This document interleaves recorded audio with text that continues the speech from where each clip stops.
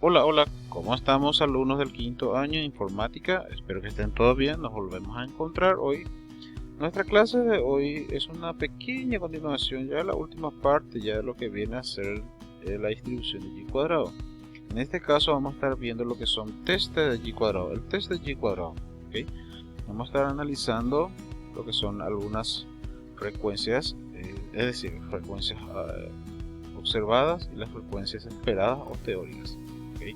Tenemos entonces para nuestra clase hoy, vamos a estar estudiando lo que son las frecuencias observadas, como le dije, y las frecuencias esperadas o también se les llama frecuencias teóricas. ¿Okay? Vamos a analizar qué nos dice la lectura. En una muestra particular, un conjunto de sucesos posibles. Tenemos un cierto conjunto de sucesos. Ustedes saben lo que son sucesos, ¿verdad? Suceso 1, suceso 2, suceso 3. Vamos a estar llamándole E1, E2, E3 hasta EK. K representa la cantidad total de sucesos. ¿Okay? Se puede observar que a cada suceso nosotros vamos a estar anotando un cierto dato, un cierto resultado. Por ejemplo, un suceso arroja un dato y este dato vamos a llamarlo como O1, ¿verdad? El suceso 2 arroja otro dato y vamos a estar anotando este dato como O2. Suceso 3, O3 y así sucesivamente. Estos resultados que nosotros vamos a estar anotando, ¿okay? O los datos que estamos anotando en este caso, se les llama frecuencias observadas. Es decir, viene a ser por cada suceso que tenemos, anotamos los datos correspondientes a ese dato, a ese suceso, perdón. Entonces, a los datos que se va obteniendo de cada suceso se le llama frecuencias observadas. ¿Ok? Y según la ley de probabilidades se espera que esos sucesos ocurra de acuerdo a una cierta frecuencia. Es decir, esa frecuencia podemos llamarlo como E1, E2, E3 minúscula, ¿verdad? EK, que vamos a llamarlo como frecuencias esperadas teóricas. Bueno, según la ley de probabilidades nos dice aquí, ¿okay? Significa que de acuerdo a una cierta ley de probabilidad, la probabilidad de que ocurra un suceso, un hecho, un dato dentro de un suceso es lo que se le llama como frecuencias teóricas. ¿Okay? Vamos a estar viendo en el ejemplo para entender mejor porque es un poco abstracto. Nosotros tenemos entonces aquí sucesos, conjuntos de sucesos.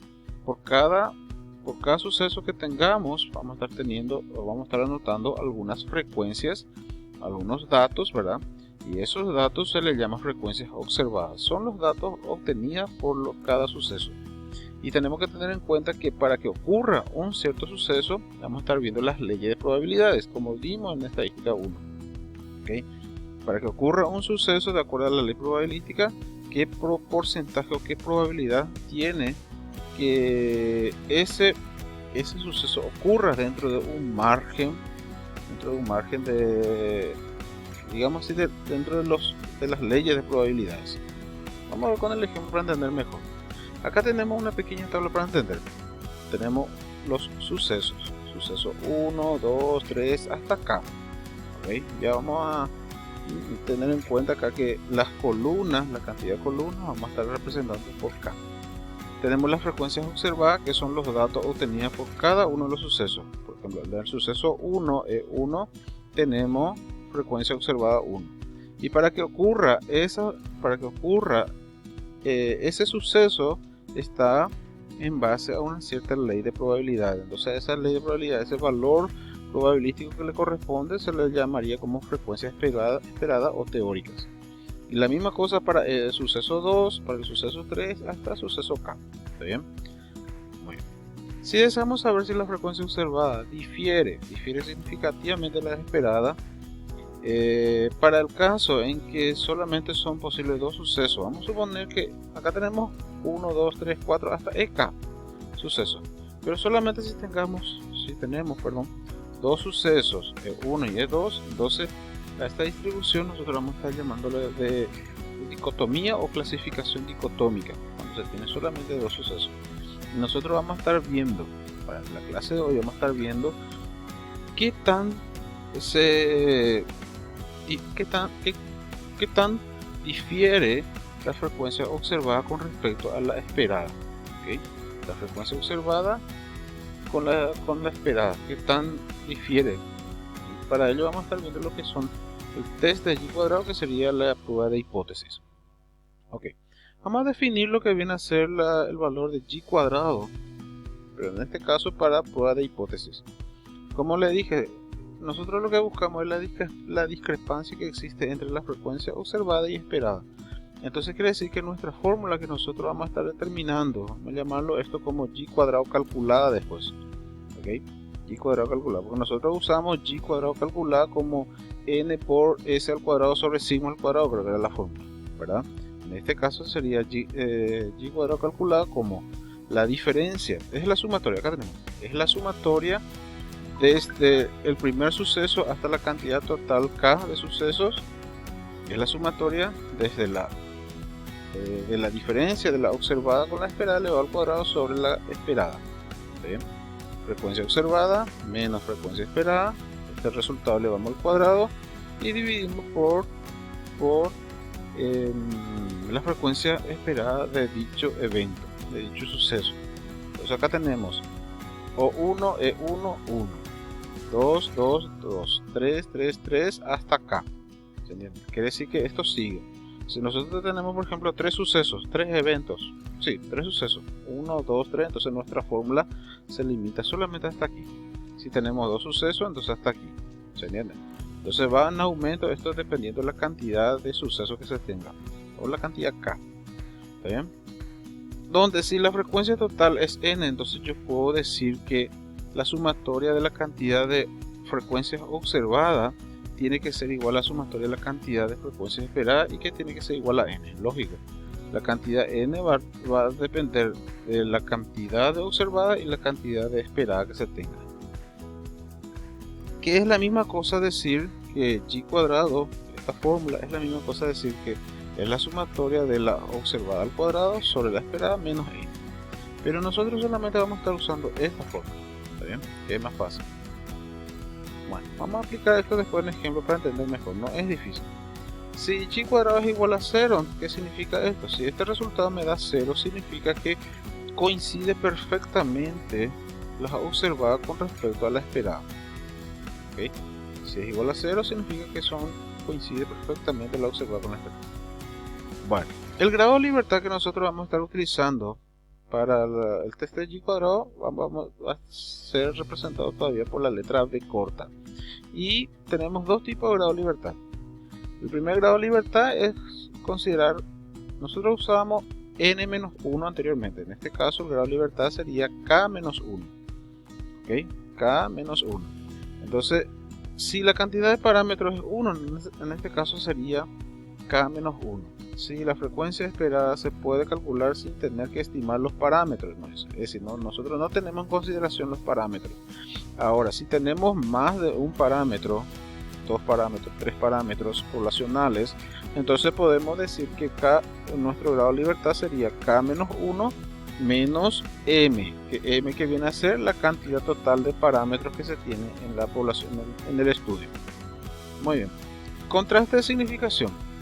La frecuencia esperada se calcula sobre la base de la hipótesis nula. Es decir, nosotros lo que queremos es determinar qué tanto difiere la frecuencia observada con respecto a la esperada. Tenemos que tener en cuenta que las frecuencias observadas son los datos obtenidos por cada suceso. Las frecuencias esperadas vienen a ser los datos obtenidos en base a términos probabilísticos. ¿Y cuán difiere una de la otra? Sería nuestra hipótesis nula. Siempre vamos a estar trabajando con respecto al 1% de nivel de significancia o 5% con respecto al nivel de significancia. No cambia nada esto. Y tenemos que tener en cuenta, en este caso, para este tipo de contraste, siempre va a ser de contraste unilateral a la derecha. Unilateral a la derecha. ¿Ok? Entonces lo que se busca es determinar cuán difiere. Si difiere significativamente la observada con la esperada, o no difiere significativamente con la observada con la esperada. A esto es lo que se llama contraste o test de y cuadrado. ¿Bien? Determinar si la frecuencia observada y la esperada difieren significativamente, y esto vamos a estar viendo con el ejemplo. Debemos tener en cuenta que en las que y cuadrado sean demasiado próximas a 0, pues es muy raro. ¿Por qué? Porque cuanto más cerca están del 0 el valor de y cuadrado, significa que van coincidiendo perfectamente la observada con la esperada. ¿Okay? Se aproxima demasiado al 0, significa que los grados o niveles de significancia que usamos es es unilateral a la izquierda para 5% y 1%, como tenemos acá en la gráfica, en el material. El test de y cuadrado para prueba para bondad de ajuste. ¿Okay? Lo que viene a ser nuestro título, como le dije, es test de y cuadrado, que puede utilizarse para determinar la calidad de ajuste de distribuciones teóricas y distribuciones empíricas. Tenemos aquí lo que son las tablas de contingencia. A esto se le llama tabla de contingencia, y esto nosotros vamos a estar profundizando más para la siguiente clase. Tengamos por parte nomás primero. Las tablas de contingencia, como ustedes ven acá, tenemos los sucesos, las frecuencias observadas, las frecuencias esperadas. Y nos dice, las frecuencias observadas ocupan una sola fila. Podemos notar acá, esta sería nuestra frecuencia observada y ocupa una sola fila. Y llamamos tabla de clasificación de entrada única si el valor de la cantidad de filas que tiene la frecuencia observada es 1. Las columnas se representan por K. En este caso entonces sería 1 por K, fila por columna. Entonces nosotros tenemos acá cuántas columnas, K columnas. Y cuántas filas sería dependiendo de la cantidad de observada que se tenga. Si se tiene una observada, entonces es 1 por K columnas. ¿Entendiendo lo que digo, no? Podemos llamar tabla de entrada doble en el caso de que tengamos más observada y más columnas. Es decir, más frecuencias observadas y más columnas, donde H representa la cantidad observada y K representa la cantidad de columnas que tiene la distribución. En este caso, a esa tabla es lo que se llama tabla de contingencia. ¿Está bien? Correspondiendo a cada frecuencia observada en la tabla de contingencia H por K, hay una frecuencia esperada, como le dije. La frecuencia esperada se calcula en base a términos probabilísticos o leyes probabilísticas. Y por cada observada existe una esperada. Por cada observada existe una esperada. Bueno, el grado de libertad que nosotros vamos a estar utilizando para tablas de contingencia, esto sería H-1 por K-1. ¿Okay? H-1 por K-1, esto sin tener en consideración los parámetros de población. Ahora, si tenemos ya parámetros poblacionales, sería H-1 por K-1 menos la cantidad de parámetros que se tengan, que también vamos a estar viendo. El corrector de Yates. El corrector de Yates se aplica para datos para una distribución continua y se aproxima a datos discretos. Es tipo aproximación de binomial a la normal. Nosotros trabajamos con datos discretos, distribuciones continuas, pero con datos discretos. En este caso se aplica el corrector de Yates. ¿Está bien? Es tipo aproximar un dato continuo con errores para datos discretos. ¿Está bien? Y la fórmula es esta. Y cuadrado corregido sería en este caso. Observada 1 menos esperada 1 en valor absoluto, porque puede ser que salga negativo, menos 0,5 elevado al cuadrado sobre esperada 1. No cambia nada. ¿Cuándo usamos esta fórmula también? Cuando nuestro grado de libertad es igual a 1. En este caso utilizamos grado de libertad es igual a 1. Coeficiente de contingencia. ¿Qué viene a ser el coeficiente de contingencia? Es el grado de interrelación o de asociación entre los datos de una tabla. ¿Okay? Entre los datos de una tabla, entre la frecuencia observada y esperada, que se llama coeficiente de contingencia. Esta sería la fórmula. ¿Okay? Cuando mayor es la C es la que representa el coeficiente de contingencia. ¿Cuál es el grado de interrelación o asociación entre los datos?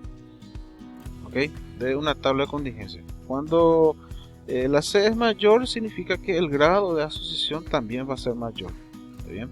El número de filas y columnas de la tabla de contingencia determina el máximo valor del coeficiente de contingencia.